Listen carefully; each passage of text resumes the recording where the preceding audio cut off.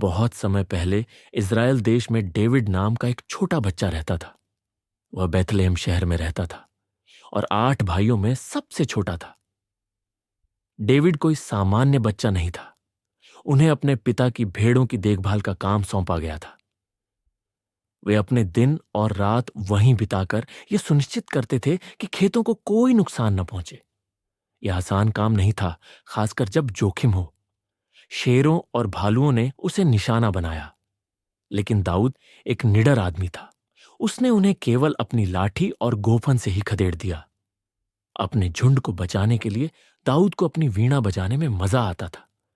जब वह अपनी भेड़ों के बीच नहीं होता था तो पक्षी भी उसे देखकर हंसते थे। वह अपनी वीणा बजाने का आनंद लेता था।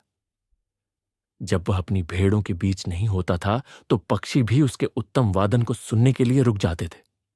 शमूएल नाम का एक बुद्धिमान व्यक्ति एक दिन दाऊद से मिलने आया। परमेश्वर ने शमूएल को बताया था, शमूएल ने दाऊद का अभिषेक किया और उसे एक महत्वपूर्ण पद पर नियुक्त किया। इस बीच एक बड़ा मुद्दा विकसित हो रहा था।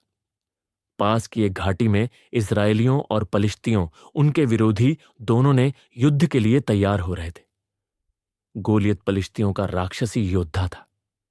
वह एक भालू से भी अधिक शक्तिशाली था और किसी भी आदमी से लंबा था। गोलियत दाऊद ने इस्राएलियों को चुनौती दी कि वे प्रतिदिन उसका सामना करने के लिए एक योद्धा भेजें, परंतु वे सब बहुत डर गए। एक बार दाऊद इस्राएली सेना में अपने भाई के स्थान पर उन्हें भोजन पहुंचाने के लिए गया। वह यह देखकर हैरान रह गया कि हर कोई गोलियत से डर रहा था।